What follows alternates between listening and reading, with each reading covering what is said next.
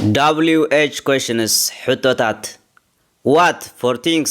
እንታይ ንነገራት ኢና ንጥቀመሉ Who for people men ንሰባት ኢና ንጥቀመሉ Which for choice አይናይ አይነይቲ ንምርጫ ኢና ንጥቀመሉ Where for places አበይ ንቦታታት ኢና ንጥቀመሉ When for time መዓስ ንጊዜ ኢና ንጥቀመሉ Why for a reason ስለምንታይ ንምንታይ ንምኽንያት ኢና ንጥቀመሉ WH questions ሕቶታት What for things እንታይ ንነገራት ኢና ንጥቀመሉ Who for people men ንሰባት ኢና ንጥቀመሉ Which for choice አይናይ አይነይቲ ንምርጫ ኢና ንጥቀመሉ Where for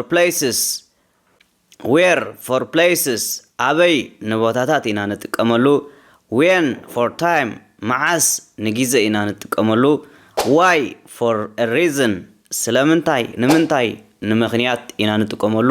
ሙሉእ ሓሳባት ኣውሪደልኩም ስለዘለኹ ረእይወይኹም ይቐኒለይ